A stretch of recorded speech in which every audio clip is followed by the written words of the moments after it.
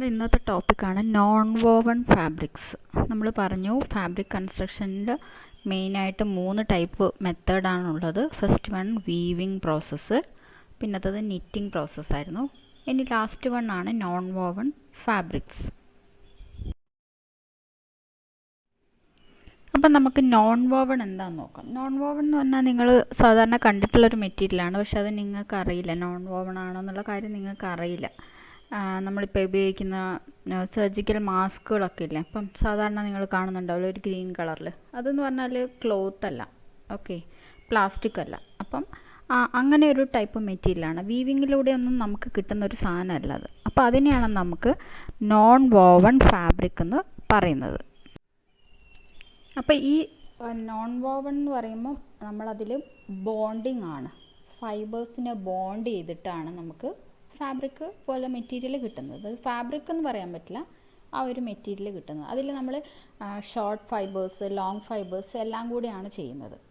അപ്പോൾ ഒരു പ്രത്യേക ഹീറ്റ് അല്ലെങ്കിൽ എന്തെങ്കിലും സോൾവെൻറ്റ് ട്രീറ്റ്മെൻറ്റ് വെച്ചിട്ടാണ് നമ്മൾ കെമിക്കൽ മെക്കാനിക്കലൊക്കെ ഡിവൈസസ് വെച്ചിട്ടൊക്കെയാണ് നമ്മളിതിനെ ബോണ്ട് ചെയ്തിട്ട് എടുക്കുന്നത്. പിന്നെ അത് നമുക്ക് വീവിങ് അറിയാലോ. വീവിങ് പറയുമ്പം എന്താണ്, നിറ്റിങ് എന്താണെന്ന് അറിയാം. അങ്ങനെ ഒരു പ്രോസസ്സ് വഴിയൊന്നുമല്ല നമുക്ക് ഈ ഫാബ്രിക്, നോൺ വോവൺ ഫാബ്രിക് നമുക്ക് കിട്ടുന്നത്. പിന്നെ ഇതിൽ നമുക്ക് ഫൈബേഴ്സിനെ യാണാക്കി കൺവേർട്ട് ചെയ്യേണ്ട പ്രോസസ്സ്, അങ്ങനത്തെ കാര്യങ്ങളൊന്നും വരുന്നില്ല. നമ്മൾ പറഞ്ഞു സ്റ്റേപ്പിൾ ഫൈബറും ഫിലമെൻറ്റ് ഫൈബറും, അതായത് ഷോർട്ട് ഫൈബേഴ്സും ലോങ് ഫൈബേഴ്സും കൂടെ ബോണ്ട് ചെയ്തിട്ട് നമുക്ക് കിട്ടുന്നതാണ് എന്ത്, നോൺ വോവൺ ഫാബ്രിക്സ്.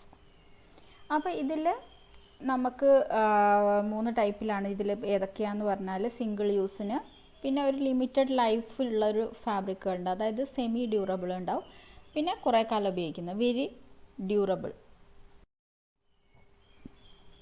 അപ്പോൾ നമുക്ക് ഏതൊക്കെ ടൈപ്പാണ് നേരത്തെ പറഞ്ഞിരിക്കുന്നത് ജസ്റ്റ് ഒന്ന് പറഞ്ഞേ ഉള്ളൂ. അതിൻ്റെ ടൈപ്പ് ഏതൊക്കെ ടൈപ്പ് ഉണ്ടെന്ന് നോക്കാം.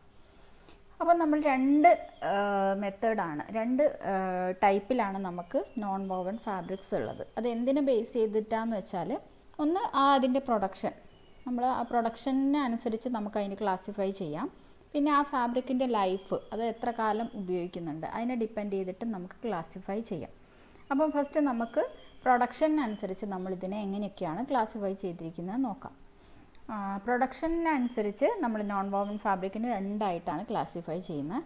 ഫെൽറ്റും ബോണ്ടഡ് ഫാബ്രിക്സ്. മനസ്സിലാവുന്നുണ്ടോ? പ്രൊഡക്ഷന് അനുസരിച്ച് നമ്മൾ നോൺ വോവൺ ഫാബ്രിക്സിന് ഫെൽറ്റും ബോണ്ടഡ് ഫാബ്രിക് എന്ന് പറഞ്ഞിട്ട് 2 ആയിട്ട് ക്ലാസിഫൈ ചെയ്യുന്നുണ്ട്. അപ്പം ഫെൽറ്റ് എന്ന് പറഞ്ഞാൽ എങ്ങനെയാണ് കിട്ടുക? ഫൈബേഴ്സിനെ ഇൻ്റർലോക്ക് ചെയ്തിട്ട് ഒരു മെക്കാനിക്കൽ കെമിക്കൽ മെത്തേഡിൽ ഇൻ്റർലോക്ക് ചെയ്യുക, അങ്ങനെയാണ് നമുക്ക് ഫെൽറ്റഡ് ഫാബ്രിക് കിട്ടുന്നത്. അത് നമ്മൾ പറഞ്ഞല്ലോ, പ്രത്യേക മോയ്സ്ചർ ഹീറ്റ് ഒക്കെ അപ്ലൈ ചെയ്യും അതിൽ. ബോണ്ടഡ് ഫാബ്രിക് ആണെങ്കിലോ, അതിനെ നമ്മൾ പ്രഷറും ഹീറ്റും വെച്ചിട്ട് കംപ്രസ് ചെയ്തിട്ട്, ഫൈബേഴ്സിനെ കംപ്രസ് ചെയ്തിട്ട് ബോണ്ടഡ് ഫാബ്രിക് കിട്ടുന്നത്. അത് ജസ്റ്റ് ഒന്ന് മനസ്സിലാക്കിയാൽ മതി. നിങ്ങൾ ഏതൊക്കെ ഫാബ്രിക്കാണ് നമ്മൾ ഇതിൽ നോൺ വോവണിൽ ഉപയോഗിക്കുന്നത്, ഏതൊക്കെ മേഖലകളിലാണ് നോൺ വോവൺ ഫാബ്രിക്സ് വരുന്നത് എന്നുള്ള കാര്യങ്ങളൊക്കെ ഒന്ന് മനസ്സിലാക്കുക. പിന്നെ ഇതിൽ വീവിങ്ങും നിറ്റിങ്ങും പോലെ നമുക്ക് ഫൈബേഴ്സ് വേർട്ടിക്കൽ ഹൊറിസോണ്ടൽ യാൺസ് ഒന്നും ഉണ്ടാവില്ല, ഫൈബറിനെ യാണായിട്ട് കൺവേർട്ട് ചെയ്യുന്നൊന്നുമില്ല. Just fibres, long and short ഫൈബേഴ്സിനെ ബോണ്ട് ചെയ്തിട്ടാണ് നമുക്ക് നോൺ വോവൺ കിട്ടുന്നത്. അതൊന്ന് മനസ്സിലാക്കുക. പിന്നെ നമ്മൾ പറഞ്ഞു 2 ടൈപ്പിൽ ക്ലാസിഫൈ ചെയ്യുന്ന, ഒന്ന് പ്രൊഡക്ഷനെ ബേസ് ചെയ്തിട്ട്, പിന്നെ ഒരെണ്ണം എങ്ങനെയാണ് അതിൻ്റെ ലൈഫ്, അതായത് നമ്മൾ നോൺ വോവൺ ഫാബ്രിക്സിൻ്റെ ക്വാളിറ്റി അനുസരിച്ചിട്ട് ലൈഫ് എത്രയാണോ ഉള്ളത്, ഡ്യൂറബിൾ ആയിരിക്കാം, ചിലപ്പം നോൺ ഡ്യൂറബിൾ ആവാം, ചിലപ്പം ഡിസ്പോസിബിൾ ആവാം, അല്ലേ, സെമി ഡ്യൂറബിൾ എന്ന് പറയും, ഡിസ്പോസിബിൾ ആവാം. അതിനനുസരിച്ചിട്ട് നമ്മളിതിനെ ക്ലാസിഫിക്കേഷൻ ചെയ്തിട്ടുണ്ട്. അപ്പം ഏതൊക്കെയാണ് നമുക്ക് നോക്കാം, ഏതൊക്കെ ഇൻഡസ്ട്രികളിൽ യൂസ് ചെയ്യുന്നതെന്നുള്ള കാര്യങ്ങൾ, അല്ലെങ്കിൽ ഏതൊക്കെ മെറ്റീരിയലാണ് ഇതിൽ വരുന്നത് എന്നുള്ള കാര്യങ്ങൾ നമുക്ക് നോക്കാം. അപ്പോൾ നമ്മൾ ഫസ്റ്റ് പറഞ്ഞ പ്രൊഡക്ഷൻ അനുസരിച്ച് നമ്മൾ ഫെൽറ്റുകളുണ്ട്. ഫെൽറ്റുകൾ യൂസ് ചെയ്യുന്നത് ഹോം ഫർണിഷിങ്സിനാണ്. ഫെൽറ്റഡ് ആയിട്ടുള്ള നോൺ വോവൺ ഉപയോഗിക്കുന്നത് ഹോം ഫർണിഷിങ്സിനാണ് യൂസ് ചെയ്യുന്നത്. പിന്നെ ബോണ്ടഡ് ഫാബ്രിക്സ് ആണ് നമ്മൾ യൂസ് ചെയ്യുന്ന സാനിറ്ററി പാഡ്സ്, ഡയപ്പർ ഒക്കെ നമ്മൾ ഉപയോഗിക്കുന്നതിൽ കണ്ടറിയാം. അതൊരു വീവ് ചെയ്തിട്ടുള്ളൊരു സാധനമൊന്നുമല്ല, നമ്മൾ വലിച്ചു കഴിഞ്ഞാൽ ആ ഒരു വലിയൊരു പ്രത്യേക ടൈപ്പിലാണ് അത് ഉണ്ടാവുക. ബോണ്ടഡ് ഫാബ്രിക് എന്നാണ് പറയുക. അപ്പോൾ നമ്മൾ ഉപയോഗിക്കുന്നത് സാനിറ്ററി പാഡ്സ് ആൻഡ് ഡയപ്പേഴ്സിൽ. പിന്നെ ഡ്യൂറബിൾ നോൺ വോവൺ ഉണ്ട്. ഡ്യൂറബിൾ എന്ന് പറഞ്ഞാൽ കുറച്ച് കാലം നന്നായിട്ട് നിൽക്കുന്നത്. അതിൽ നമ്മൾ എവിടെയൊക്കെ ഉപയോഗിക്കുന്നതെന്ന് വെച്ചാൽ ക്യാപ്പുകൾ, പിന്നെ ഇൻ്റർലൈനിങ് ഒക്കെ ഉണ്ടാവും. നമ്മളെ ഈ കാർപ്പറ്റുകളൊക്കെ ഇല്ലേ, അല്ലെങ്കിൽ ഫർണിഷിങ്സ്, എന്തെങ്കിലും ഫർണിച്ചറിൻ്റെ സോഫയുടെ അടിയിലുള്ള കുഷ്യൻ്റെ അടിയിൽ ഒരു ലെയർ പോലെ വെക്കുന്നുണ്ടാവും. അപ്പോൾ അതൊക്കെ നമുക്ക് ഡ്യൂറബിൾ ആയിട്ടുള്ള നോൺ വോവൺ ആണ് ഉപയോഗിക്കുന്നത്. അപ്പോൾസ്ട്രിയിലൊക്കെ കാർപ്പറ്റിൻ്റെ അടിയിലൊക്കെ ഒരു ലെയർ വേറെ ഉണ്ടാവും. അപ്പോൾ അതിന് നമ്മൾ ഡ്യൂറബിൾ നോൺ വോവൺ എന്നാണ് പറയാം. പിന്നെ ഡിസ്പോസിബിൾ നോൺ വോവൺ ഉണ്ട്. ഡിസ്പോസിബിൾ എന്ന് പറഞ്ഞാൽ എന്താ നിങ്ങൾക്ക് അറിയാമല്ലോ, മീനിങ് അറിയാമല്ലോ. എന്താ ഡിസ്പോസിബിൾ എന്ന് പറഞ്ഞാൽ യൂസ് ആൻഡ് ത്രോ അല്ലേ, നമ്മൾ ഉപയോഗിച്ചിട്ട് നമ്മൾ കളയും, അത് പിന്നെ ഉപയോഗിക്കാൻ പറ്റില്ല. അങ്ങനത്തെ കാര്യങ്ങളാണ് നമ്മൾ ഡിസ്പോസിബിൾ എന്ന് പറയാം. അപ്പം ഡയപ്പേഴ്സിലും ഉണ്ട്, നമ്മൾ നേരത്തെ പറഞ്ഞ പോലെ സാനിറ്ററി നാപ്കിൻസിൽ ഉപയോഗിക്കുന്നുണ്ട്. പിന്നെ സർജിക്കൽ മാസ്കുകൾ, ചില മാസ്കുകളൊക്കെ നമ്മൾ അറിയില്ലേ, അതൊക്കെ നമ്മൾ അധികം ഒരു പ്രാവശ്യമൊക്കെ ഉപയോഗിച്ച് കഴിഞ്ഞിട്ട് പിന്നെ ഉപയോഗിക്കാൻ നമുക്ക് പറ്റില്ല. ബാൻഡേജ്, ചില ടവലുകൾ, അതൊക്കെ നമ്മൾ ഡിസ്പോസിബിൾ നോൺ വോവൺസ് ആണ്. പിന്നെ സെമി ഡ്യൂറബിൾ ഉണ്ട്. കുറച്ച് കാലത്ത് നമുക്ക് കുറച്ച് യൂസും കൂടെ ഉണ്ടാവും. ഒരു പ്രാവശ്യം ഉപയോഗിച്ച് കളയല്ല, പിന്നെ കുറച്ചും കൂടെ കാലം നമുക്കത് യൂസ് ചെയ്യാം.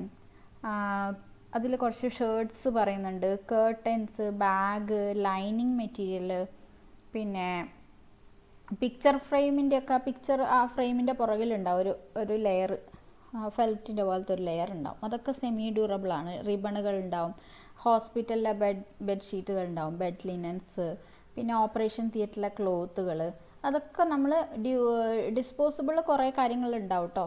നമ്മൾ ഹോസ്പിറ്റൽസിലൊക്കെ കുറേ ഉപയോഗിക്കുന്ന അതൊക്കെ നമ്മൾ ഡിസ്പോസിബിൾ ആയിരിക്കും. പക്ഷെ ചിലതൊക്കെ സെമി ഡ്യൂറബിൾ ആയിരിക്കും, കുറച്ച് കാലം കൂടെ നമുക്ക് യൂസ് ചെയ്യാൻ പറ്റും.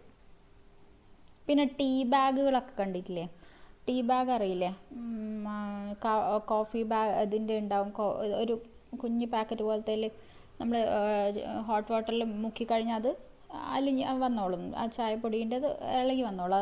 അതാണ് നമ്മൾ ടീ ബാഗൊക്കെ. ടീ ബാഗ് എന്ന് പറഞ്ഞാൽ അതിൻ്റെ മെറ്റീരിയൽ നോക്കിയാൽ അറിയാം, ഒരു ക്ലോത്ത് ആയിരിക്കില്ല, പിന്നെ നീറ്റഡും ഒന്നും ആയിരിക്കില്ല. നോൺ വോവൺ എന്നതിന് പറയാം ആ കവറിന്, നോൺ വോവൺ. ഇത് കുറച്ച് എക്സാമ്പിൾസ് ആട്ടോ. നമ്മളിപ്പം സാധാരണ ക്യാരി ബാഗുകളൊക്കെ ഉണ്ടാവും, നോൺ വോവണിലുള്ള ക്യാരി ബാഗുകൾ ഉണ്ടാവും. ടിഷ്യൂസ് പോലത്തെ ഒക്കെ ഉണ്ടാവും, ഡിസ്പോസിബിൾ. പിന്നെ അതാ ഹോസ്പിറ്റൽ ബെഡ് ലിനൻ, സർജിക്കൽ മാസ്കുകളൊക്കെ, പിന്നെ ക്യാപ്പുകളില്ലേ, ഹോസ്പിറ്റൽസിൽ സർജറി അതിലൊക്കെ ഉപയോഗിക്കുന്ന, തിയേറ്ററിൽ ഉപയോഗിക്കുന്നതാണെന്ത് സർജിക്കൽ ക്യാപ്പുകൾ. പിന്നെ നമ്മൾ ഇവിടെയൊക്കെ കാണാം, ഫുഡൊക്കെ നമ്മൾ പ്രിപ്പയർ ചെയ്യുമ്പോൾ കാറ്ററിങ്ങിൻ്റെ ആൾക്കാരൊക്കെ ഉപയോഗിക്കുന്നത് കാണാം. ക്ലോത്ത് അല്ലാതെ ഡിസ്പോസിബിൾ അവർ യൂസ് ചെയ്യുന്നുണ്ട്. പിന്നെ ഇത് ഹോസ്പിറ്റൽസിലൊക്കെ ഉപയോഗിക്കുന്ന പോലത്തെ കേർട്ടൻസ് ഉണ്ടാവും. അല്ലാതെ കുറേ കാര്യങ്ങളിൽ നമ്മളിത് ഉപയോഗിക്കുന്നുണ്ട്, നേരത്തെ പറഞ്ഞ പോലെ ഡയപ്പേഴ്സിലൊക്കെ ഉണ്ട്. പിന്നെ നമ്മൾ ഇതല്ലാതെ നമ്മൾ ജിയോ ടെക്സ്റ്റൈൽ എന്ന് പറഞ്ഞിട്ട് വേറൊരു ഇൻഡസ്ട്രികളിലും കൂടെ ഇതിൻ്റെ ആപ്ലിക്കേഷൻ വരുന്നുണ്ട്. അതെന്ന് പറഞ്ഞാൽ കണ്ടോ, റോഡ് കൺസ്ട്രക്ഷനൊക്കെ ഒരു ബേസായിട്ട് ഒരു മെഷ് പോലെയൊക്കെ വെക്കുന്നതാണെന്ത് നോൺ വോവൺ.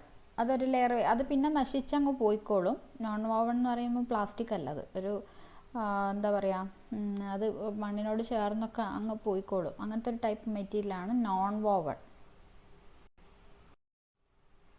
Thank you.